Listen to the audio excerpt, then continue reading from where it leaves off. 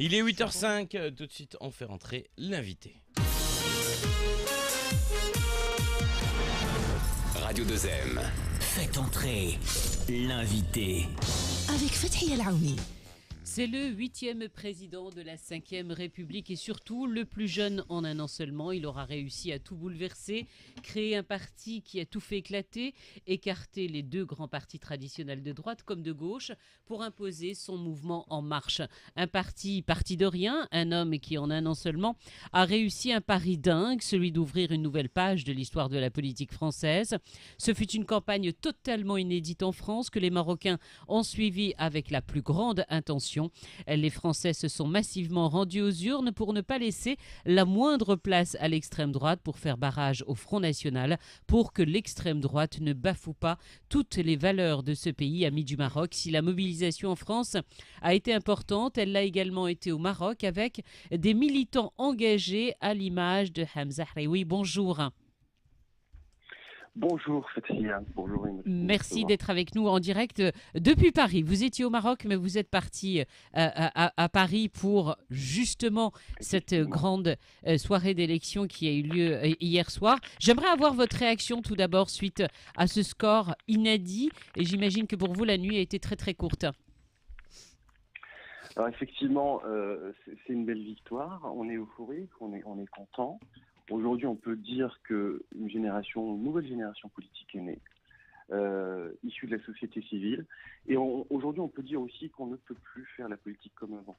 Donc hier, les gens qui étaient avec nous, les militants, les adhérents, mais aussi le peuple français, avaient cette attente-là. Et donc, quand on avait annoncé les résultats, il y avait un certain soulagement.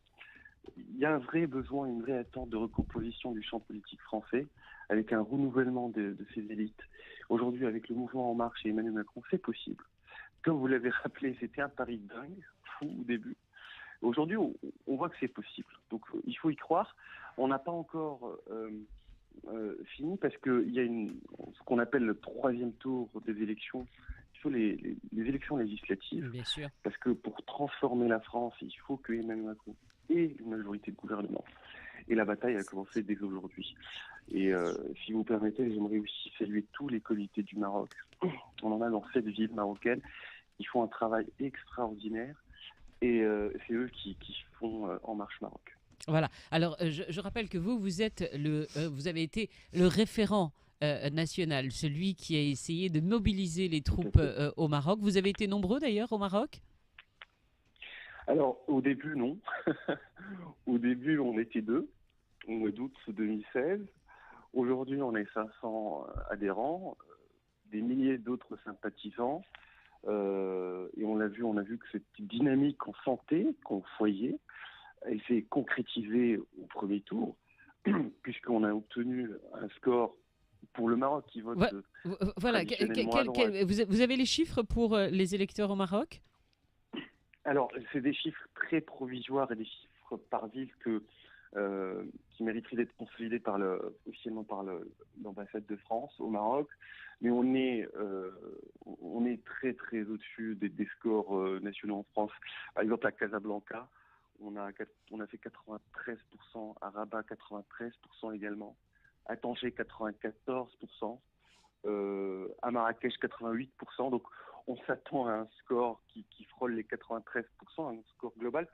Ça reste à confirmer, mais aujourd'hui, ce qui est sûr, c'est que cette dynamique-là, elle est vraie, elle est réelle. Et c'est pour ça que j'aimerais encore une fois féliciter tous les animateurs des comités à Marrakech, Casablanca, Tanger, même à Ouarzazate. C'est eux qui ont fait des réunions hebdomadaires avec nos militants et nos adhérents. C'est eux qui ont... Vous savez, au début, quand on a commencé, on avait en face de nous des curieux. Alors, on avait c'était un nouveau parti et voilà, que les gens ne connaissaient pas d'ailleurs en France de la même manière. C'est même pas un parti, c'est un mouvement citoyen. Donc un mouvement citoyen qui veut participer à la mère des élections. Sont les élections présidentielles. Donc, avec un leader qui n'a jamais participé à aucune élection de sa carrière politique, qui n'a jamais été élu. Donc, forcément, ça attire les curieux. Au début, on nous a pris pour des hurluberlus, mais on avait quand même une énergie en nous parce qu'on croyait en cette dynamique, on croyait que les partis politiques traditionnels, ce véhicule-là d'engagement est totalement désuet. Donc au début, on avait en face de nous des curieux qu'on a réussi à transformer en adhérents et puis en militants. Et ça, ce travail-là a été fait depuis le mois d'août. Donc on avait au début un seul comité à Casablanca, puis le deuxième s'est ouvert à Rabat. Et pour une antenne politique française au Maroc, c'est totalement inédit. J'aimerais bien que vous nous racontiez, Hamza, ce qui s'est passé après les images que l'on a vues tous hier soir à la télévision sur cette gigantesque esplanade du Louvre. Qu'est-ce qui s'est passé après? Emmanuel Macron a réuni justement tous ces militants et tous ceux qui ont mobilisé les électeurs un peu partout en France et ailleurs. Qu'est-ce qui s'est passé?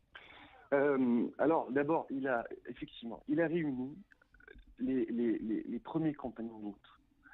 Tous ceux qui ont cru en l'aventure dès le début sont sourciliers et qui sont engagés derrière Emmanuel Macron. Donc, c'était au QG du mouvement dans le 15e arrondissement, où c'était je ne vais pas dire une fête, mais une cérémonie où on exprime notre joie.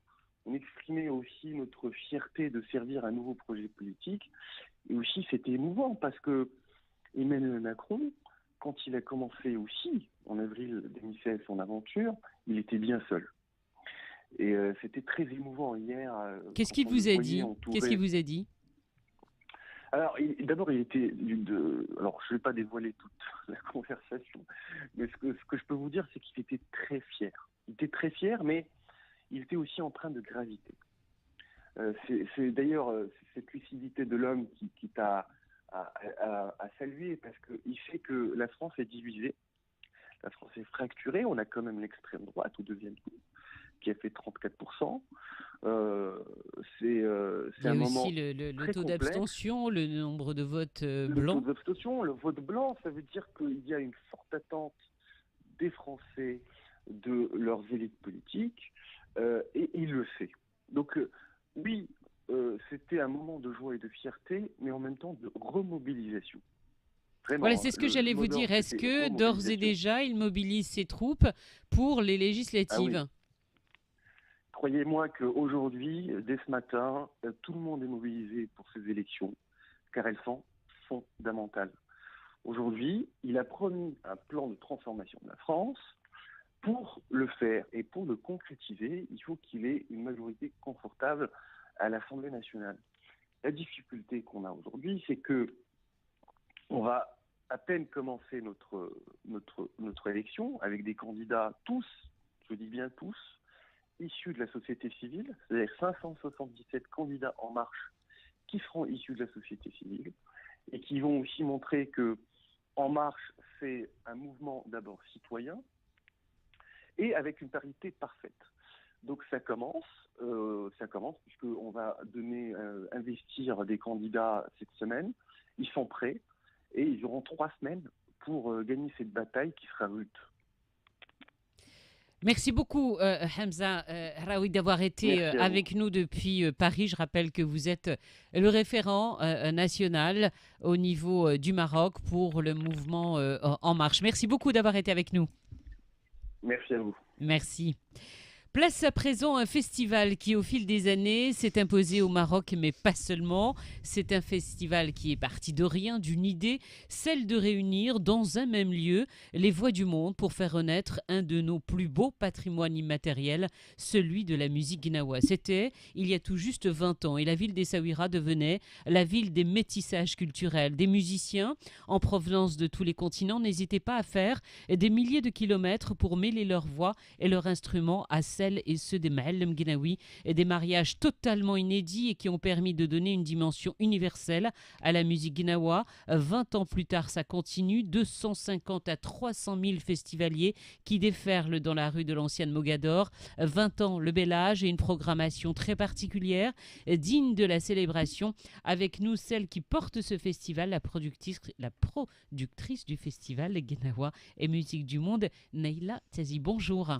Bonjour Fthia, bonjour à tous vos auditeurs. Merci d'avoir été. Vous avez suivi vous aussi la soirée électorale, j'imagine, la grande soirée présidentielle. Évidemment que j'ai suivi, qui ne va pas suivre une élection aussi particulière, je dirais, puisque comme vient de l'expliquer Hamza, c'est un nouveau tournant dans la vie politique française. On attend de voir les législatives parce que c'est totalement inédit. On ne sait pas comment vont se redistribuer les cartes politiques. Et puis forcément, je suis parce que j'ai une casquette politique. Justement, c'est pour ça que je vous posais. Oui, je voulais poser la question à Hamza, mais c'est vrai qu'il n'a pas beaucoup de temps et puis qu'il s'est couché très très tard. Il n'a pratiquement pas dormi. Mais bien évidemment, on y reviendra avec des experts et des analystes politiques, savoir si ce sera un bon président pour nous, un chef d'État qui sera proche du Maroc. Alors tout d'abord, joyeux anniversaire. 20 ans, je le disais, c'est le bel âge. La maturité d'un festival très particulier. Mais en réalité, vous avez un petit peu triché, je trouve. Parce que vous avez commencé à fêter l'anniversaire bien plus tôt. Avec s'il vous plaît, non, mais c'était extraordinaire. Avec tout de même cette tournée internationale qui a eu lieu très récemment, Washington, New York, et puis l'une des salles les plus mythiques de la capitale parisienne, justement, puisque nous étions à Paris il y a quelques instants, le Bataclan. Oui. Ah mais je ne pensais pas que vous alliez parler de ça. Je pensais qu'on avait triché sur la date de l'anniversaire. Ah non. Parce qu'on a eu un grand débat au sein de l'équipe. Est-ce qu'une 20e édition, c'est un 20e anniversaire? Parce que nous, les êtres humains, on est et puis on célèbre le premier anniversaire après 12 mois. Oui. Alors qu'un festival naît le jour où il naît. Et voilà, donc vous avez compris. Les Chinois font ça aussi. C'est-à-dire qu'à la naissance, ils ont une année. On ne va pas pour tous s'inspirer des Chinois, sinon on ne s'en sort pas. Non, il y a eu cette magnifique tournée extraordinaire. Oui, vous savez, on veut souvent célébrer un anniversaire tel que celui-ci par une programmation extraordinaire. Vous savez, nous, c'est un esprit différent, celui du Festival Gnawa. On essaye véritablement de passer des messages et on essaye de faire rayonner cette culture et puis surtout tout ce qu'elle porte en elle. On aura l'occasion d'en parler, j'espère, au cours de cet entretien.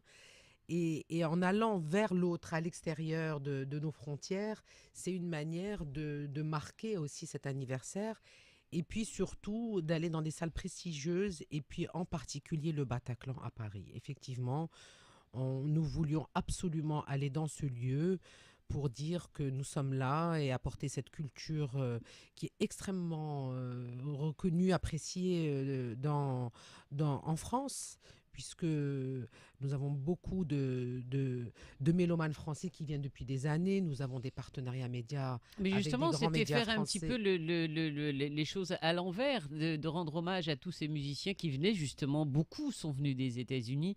Et là, c'est vous qui êtes allés à leur rencontre, les faire jouer dans leur propre pays et emmener, dans le sens inverse, les mahallem là-bas. Parce que les fusions et qui sont le cœur même et l'ADN même de ce festival Gnawa, ces rencontres, ces mariages que vous créez, qui sont totalement inédits, là, ils sont allés les faire là-bas.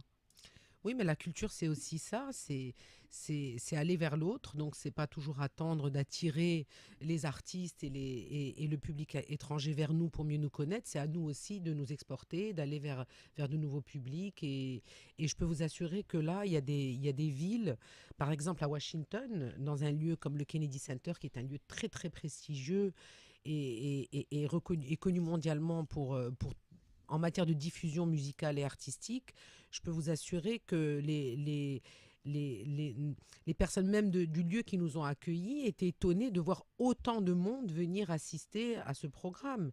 C'est que véritablement, on a énormément de travail à faire pour promouvoir notre culture au-delà de certains pays européens qui nous connaissent déjà très bien. Donc, pour revenir au Bataclan, ça a été un immense succès. Je peux vous assurer que toutes les personnes qui ont mis un pied dans ce lieu au niveau de l'équipe d'organisation, dans le cadre de la préparation de ce spectacle, ont eu véritablement... c'est difficile d'entrer au Bataclan. Vous savez, on a tous vu les images de cet attentat, on a tous à l'esprit ces images. Et quand on entre dans ce lieu, véritablement, c'est dur. Et puis, je vais vous dire une chose. À la fin du concert, il y a un agent de sécurité qui travaille au Bataclan, qui est venu me voir et qui m'a dit « Madame, Depuis l'attentat, je n'étais plus jamais venue travailler au Bataclan. Et je suis revenue lorsque j'ai appris qu'il y avait cet événement et je vous en remercie parce que vous avez chassé les mauvais esprits de ce lieu. Et il est normal qu'ils ressentent une chose pareille lorsqu'on voit une telle communion pendant 2 heures de gens qui chantent des chants musulmans, soufis, une fusion musicale entre ces jazzmen, ces gnawa, et puis la salle était pleine à craquer. Et puis il y avait des gens évidemment de la communauté marocaine et puis il y avait énormément de Français, d'étrangers, beaucoup de médias.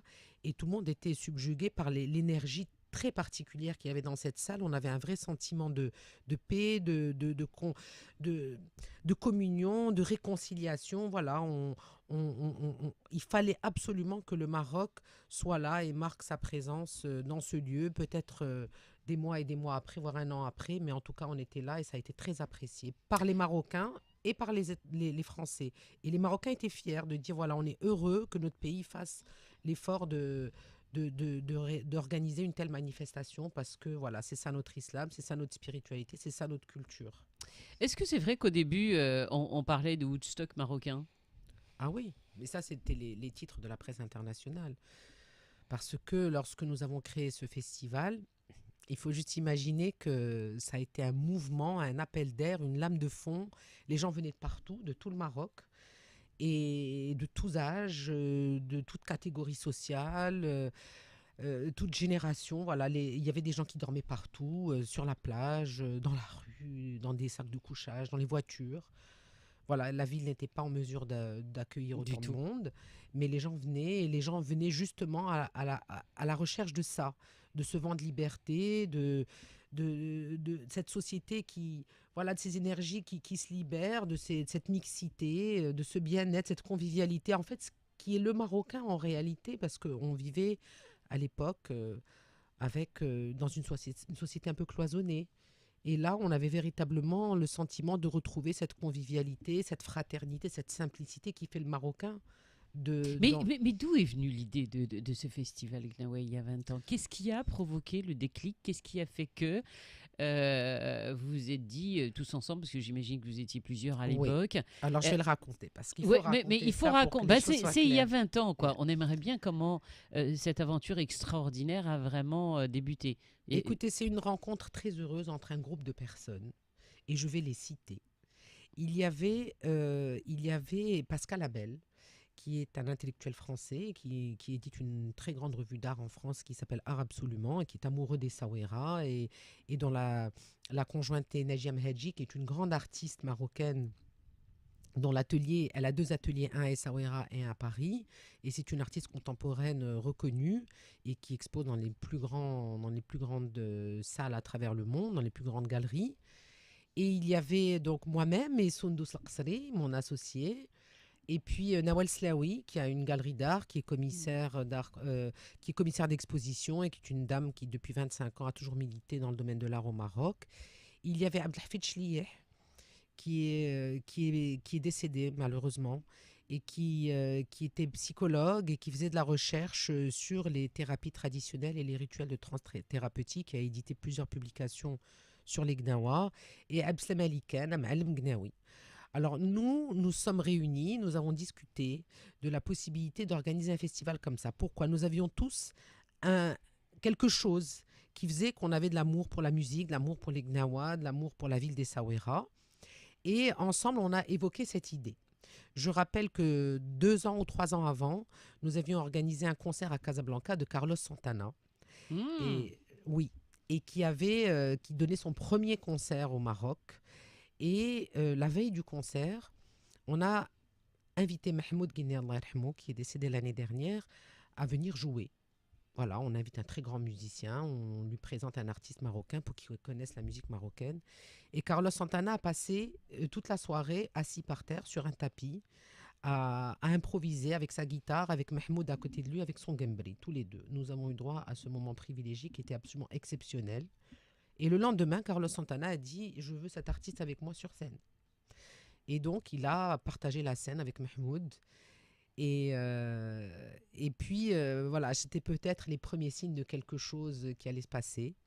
Évidemment, qu'est-ce que je vais vous dire? 20 ans après, Mais Carlos Santana revient au Maroc. Il n'était jamais revenu au Maroc entre-temps. Il revient pour le festival Mawazine. Et lorsqu'il arrive, il demande quoi? Il demande à ce qu'on lui invite un M'Alem Gnawi pour partager la scène avec lui. C'est vous dire à quel point cette musique l'avait marqué par sa profondeur. Donc, vous savez, c'est ça la naissance du festival. Et il y en a eu beaucoup d'autres par la suite. Vous avez réalisé une très belle vidéo, très émouvante. J'ai pas fini. Ouais, mais je vais revenir 2 secondes. Très vite alors. Sur la création du festival. Donc, notre équipe, armée de passion, de l'envie de créer ce projet, s'est mise au travail. Et puis, nous avons été voir M. André Azoulay, donc le parrain de la ville d'Essaouira, l'amoureux de sa vie, le conseiller de Sa Majesté, pour lui demander son avis et son soutien. Et donc, évidemment, il faut juste savoir qu'à l'époque, il fallait avoir le courage politique d'initier un projet comme ça, des concerts gratuits en plein air. À l'époque, ça ne se faisait pas. Voilà, donc ensemble, on a initié ce projet qui est ce qu'il est aujourd'hui. Et vous êtes tout de suite dit oui, et tout de suite partant avec vous? Ben oui, puis je voudrais rendre hommage à feu le gouverneur de l'époque, Amin Belkadi, qui était un homme très moderne, qui était gouverneur d'Essaouira, qui est décédé et qui véritablement a eu lui aussi le courage de dire oui, d'accompagner cette manifestation. Personne ne pensait qu'elle deviendrait ce qu'elle est aujourd'hui. Il y a Youssef Ksir qui a été très marqué. Il est allé quelques fois au Festival Gnawa, pas beaucoup, mais cette année c'est sûr qu'il n'ira pas. Il va vous expliquer pourquoi. Radio 2M. Youssef Ksir nous prend de court. Le festival Gnawa, après 20 ans d'existence, est devenu la référence de ce style musical dans le monde. Un peu comme pour l'Argan, le Gnawi ne pousse qu'au Maroc. Essaouira est pendant quelques jours accueilli des 4 coins du monde les festivaliers désormais fidèles à ce rendez-vous avec les M'Alem. Qu'on l'on soit Gnawi ou Gnanon, on ne peut pas rester indifférent à cette musique mystique et envoûtante. Les clinquements des qaraqab qui dans un temps révolu étaient les chaînes utilisées pour immobiliser les esclaves. Aujourd'hui, je ne sais pas si le port de bracelet électronique influencera la musique du futur, seul l'avenir nous le dira.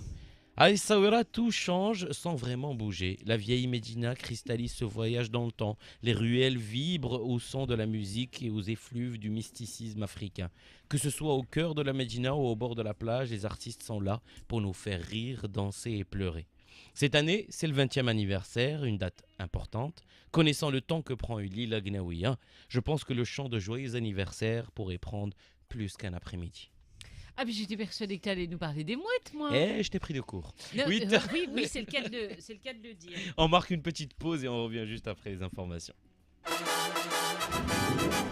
Et on est de retour dans le studio toujours avec nos invités pour parler de ce 20e anniversaire. Voilà, après les élections présidentielles en France, nous vous parlons d'un rendez-vous, très attendu, le Festival Gnawa Musique du Monde, la conférence de presse de la présentation de cette nouvelle édition qui fête ses 20 ans cette année, a eu lieu la semaine dernière.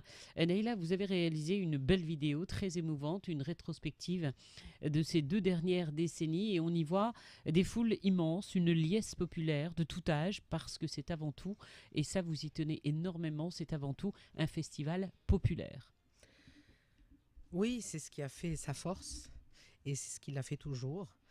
Un festival populaire, le public, comme je le disais tout à l'heure, et il y a une vraie diversité en matière de public et puis c'est un festival qui ne se ringardise pas, ce qui est très important parce que 20 ans c'est long, il faut savoir se renouveler, et il faut savoir concevoir une programmation qui est attrayante pour des jeunes aujourd'hui. Et si j'ai voulu passer ce film, et je l'ai dit lors de la conférence de presse, c'est parce que même dans l'univers des médias, il y a des nouveaux journalistes qui sont jeunes et qui n'ont pas vécu ces 20 années, qui n'ont pas connu cette époque, qui sont issus d'une génération où le festival dans la ville, dans la place publique, au coin d'une rue, c'est quelque chose de normal. Alors que nous, lorsque nous avions créé ce festival, c'était quelque chose de nouveau. Ça n'existait pas. Et puis, ce n'était pas autorisé. C'était extrêmement compliqué de pouvoir réaliser un projet de cette nature. Donc, c'est véritablement important de faire connaître ce parcours à ces nouveaux journalistes et aussi sur Internet, sur notre site, à tous ces jeunes. Et puis en termes de visibilité, en termes d'image, parce que c'est un festival qui, au fil des années, joue un rôle économique aussi, parce que tous les hôtels sont pleins. Oui. D'ailleurs, avant cette 20e édition, il y a des hôtels qui sont déjà Oui, pleins depuis aujourd'hui. 2 mois déjà, Et ouais. ouais, voilà, Oui, quand si on vous- cherche à réserver en se disant on va aller au Festival Gnawa pour les 20 ans, on s'aperçoit que de nombreux hôtels affichent déjà complet. Oui, bah, vous savez, c'est une petite ville, mais qui s'est beaucoup développée depuis 1998, notamment depuis la création de ce festival. Il y a eu un vrai développement économique. On en a fait aussi une étude pour argumenter notre réalisation et puis son impact économique, social auprès des élus, auprès de nos partenaires, bien qui sûr. devient donc parce une que vitrine touristique. voilà, pour dire, voilà, nous avons véritablement eu un impact important pour la ville et ses habitants. Effectivement, la ville est pleine. Les hôtels, c'est le moment de l'année où tous les hôtels affichent complets, les riads sont alloués, les appartements, enfin, toute famille, Soueri, tire un bénéfice de cette manifestation. Et c'est tant mieux parce que c'est le rôle de la culture, on l'oublie trop souvent. Souvent, on parle de culture, d'animation culturelle. Voilà, c'est pas le rôle de ce festival. C'est un événement qui a été un vrai levier de développement économique pour la ville. Et puis, c'est un événement qui a marqué, c'est un marqueur sur le plan social et même politique, puisqu'il a été aussi à l'origine de tout un mouvement de création de manifestations du même type. Et c'est des choses qu'on oublie souvent. Il faut en parler. Il faut parler du lien entre culture et développement économique, développement social, la jeunesse, l'émancipation des jeunes, l'émancipation intellectuelle. Il y a des potentialités extraordinaires encore à développer autour de ça dans une ville comme Essaouira qui est devenue une ville connue mondialement par la musique. Et donc, il y a encore beaucoup de travail à faire.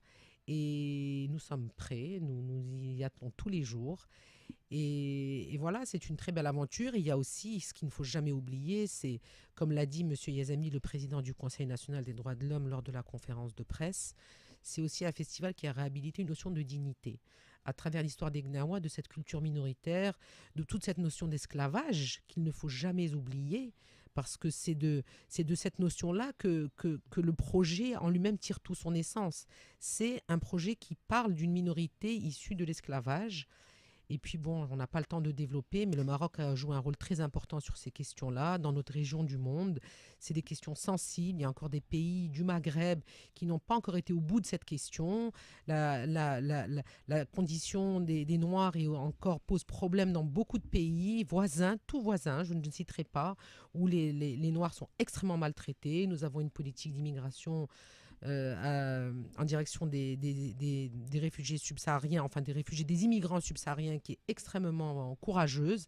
Donc tout ça, c'est lié. Vous voyez, autour d'un projet culturel, il y a beaucoup de choses. Il y a beaucoup d'éléments qui se Ouais. joignent. Alors on va parler quand même de la programmation parce que c'est ce qu'attendent le plus nos auditeurs Ouais. ce matin. Le directeur artistique très fidèle, Karim Ziad, musicien professionnel, batteur et depuis plus de 10 ans avec vous. Qu'est-ce que vous nous avez... Plus de 10 ans? Plus, presque 18 ans. 18 ans Ouais. Depuis le début pratiquement. Voilà, enfin, oui. Depuis le début, il est venu jouer avec Cheb Mami au festival et il est tombé amoureux. Et puis, vous savez, ce festival, c'est un festival de rythme, c'est un festival de fusion. Aucun d'entre nous ne peut programmer ce festival en dehors d'un musicien. Et d'un musicien talentueux qui a une vraie connaissance des rythmes, parce que pour créer ces rencontres et ces fusions, il faut être capable de déconstruire et de reconstruire chaque genre musical et de donner à chaque partie les clés de lecture. Enfin, c'est extrêmement complexe. Et je vous assure que la programmation de ce festival est quelque chose de très, très, très difficile. Alors on parle de la programmation justement de ces 20 ans avec de belles têtes d'affiches. Notamment, alors issus de l'étranger, il y a et c'est vrai que ça attire. Karim Ziad parlait justement lors de la conférence de presse. Il a tenu à rappeler que entre 30% et 40% du public est issu justement de l'étranger pour venir à ce festival Gnawa. Alors, dans la programmation, on parle de ce percussionniste brésilien. Ah oui, Carlinhos Brown. Vous savez, c'est, comme je le disais, c'est un festival tout autour du rythme.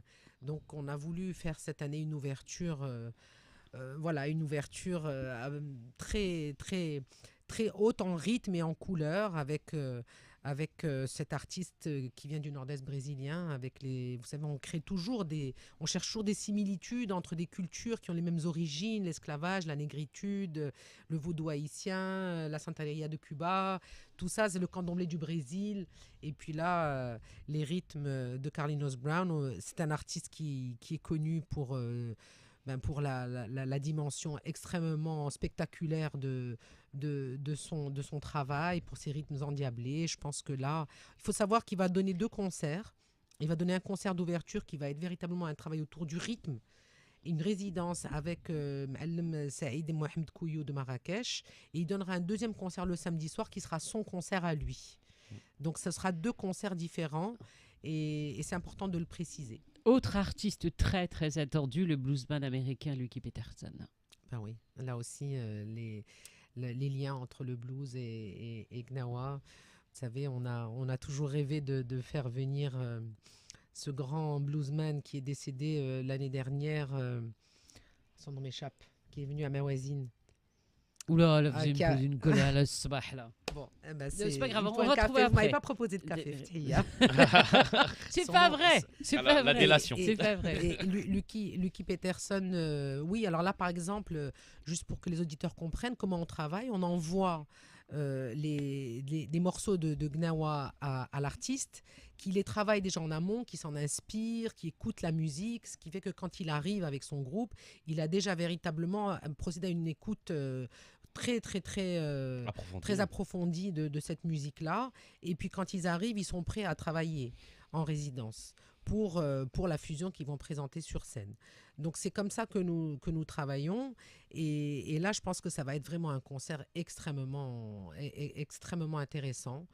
Et on n'a pas eu l'occasion d'amener beaucoup de bluesmen.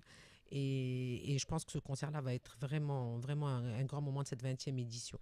Voilà, vous savez... J'ai un auditeur qui me met « Et Ismaëlo, Ismaëlo !» Oui, vous savez, Ismaëlo, ça fait longtemps qu'on nous le demande. Et c'est un très grand artiste sénégalais qui est extrêmement populaire au Maroc et beaucoup à Essaouira. Les Souris nous l'ont très souvent demandé. Donc cette année, il sera là. Voilà. Parmi les autres artistes, on peut en citer d'autres qui seront au rendez-vous. Parce que, en fait, quelquefois, et notamment lors des 2 dernières éditions, certains ont dit oui, mais il n'y a pas de grosses têtes d'affiche.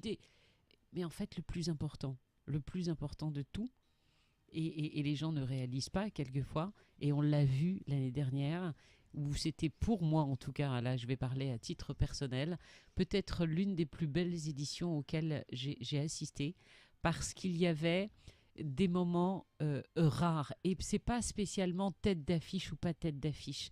C'est juste quelque chose qui se produit d'assez... comment dire et comment l'expliquer, un mariage totalement insolite auquel on ne s'attend pas, de 2 personnes qui sont là et qui vous emportent, qui vous prennent par la main et qui vous emmènent mais très très loin. Et c'est vrai que quand on s'assied et que les premières notes débutent, on part ailleurs. Pourquoi, comment, on n'en sait rien, mais je pense que c'est toute la force de ce festival. Vous l'avez très bien décrit, Fthia. Et je vais juste ouvrir une parenthèse parce que le nom de l'artiste m'est revenu, c'est B.B. King, le bluesman. Ah, mais bien sûr. Le rêve était de faire la fusion B.B. King et Mahmoud Guinea. Ils sont morts tous les 2, donc c'est un rêve qui ne se réalisera jamais, mais en tout cas, il y en aura d'autres. Ce qui est très important, c'est de bien faire comprendre aux auditeurs que ce n'est pas un festival de têtes d'affiche. Les têtes d'affiche, ce sont les Belmines. Il y a 20 ans, ils le disent eux-mêmes. C'est pour ça que j'invite vos auditeurs à aller sur notre site web pour voir ce film, pour lequel je rends hommage à Sigma Technologies et à Abdrahim Tour, le réalisateur. Pourquoi je leur rends hommage? Parce que ça fait 20 ans qu'ils tournent nos images gracieusement et qu'ils réalisent ces films pour nous dans le cadre d'un partenariat. Pourquoi? Parce que la mémoire est importante. Et aujourd'hui, quand on montre ce film issu et réalisé de 20 années d'images, on raconte une histoire. Et c'est ce que fait ce festival. Il raconte l'histoire d'une musique qui vient de loin, qui porte en elle tout un passé, toute une histoire, toute une souffrance. Et c'est ça fait avec ce lourd bagage, ce lourd passé qu'on arrive et qu'on livre quelque chose en toute humilité lorsqu'on est un M'Alem Gnawi, avec toute cette spiritualité. Et tous ces grands musiciens, c'est des grands musiciens, c'est peut-être pas des stars, Mais c'est des grands musiciens, parce que derrière une star, il y a un Alors, grand on va musicien. donner les dates, on n'a plus que deux minutes. Ce sera du 29 juin au 1er au 2 juillet prochain. Un moment important, vous parliez justement de l'esclavagisme, vous parliez des origines, vous parliez de racisme aussi, vous parliez... un point important que je l'aimerais qu'on évoque, mais on n'a plus vraiment beaucoup de temps, ce sont les forums qui sont organisés en parallèle du festival Gnawa, où vous invitez également des personnalités importantes, des femmes et des hommes qui débattent ensemble, non pas seulement de la place Gnawa, mais tout ce que ça véhicule autour. Oui, parce que comme je le disais tout à l'heure, un projet culturel tel que celui-ci s'inscrit dans sa dimension intellectuelle, sociale, politique. Et il est extrêmement important d'avoir un forum de débat. Et le Conseil national des droits de l'homme a estimé que ce projet était en mesure d'apporter un prolongement intellectuel à travers toutes les valeurs qu'il défend. Et chaque année, nous avons ce forum à travers des thématiques qui sont extrêmement intéressantes. Et cette année, c'est la culture et la transformation par le digital. Nous vivons une nouvelle ère, une nouvelle époque où les artistes s'imposent à travers le monde numérique et qui va changer totalement le rapport entre les producteurs, les diffuseurs et le public. Et donc, cette thématique sera abordée. Et puis, c'est bien, puisque nous avons un nouveau gouvernement, un nouveau ministre de la Culture. Donc, c'est peut-être le moment aussi d'échanger, de débattre. J'espère qu'il sera là. Un petit appel du pied, augmenter le budget de la culture. Oui, ça, je l'ai fait lors de la conférence, mais assez timidement. Mais apparemment, ça a fait beaucoup de buzz. Mais effectivement, j'estime qu'un festival comme celui-là, qui a 200 000 dirhams de subvention du ministère de la Culture, c'est une anomalie qu'il faut absolument corriger. Je le dis, je l'assume, je le répète et je le répéterai jamais assez. Le festival Gnawa Musique du Monde, prenez date, prenez ce rendez-vous. Ce sera du 29 juin au 2 juillet prochain. On vous en reparlera bien évidemment, puisque Radio 2M est partenaire de ce festival et on est fiers. Et puis nous vous proposerons justement à partir du 1er juin prochain un espèce de petit compte à rebours. Et chaque jour, nous reviendrons sur une année du festival Gnawa avec des textes, avec ceux qui nous ont rendre hommage aussi à tous ceux qui nous ont quittés et qui étaient au cœur même de ce festival depuis de nombreuses années. Effectivement, merci beaucoup à vous de nous avoir suivis tout au long de cet entretien.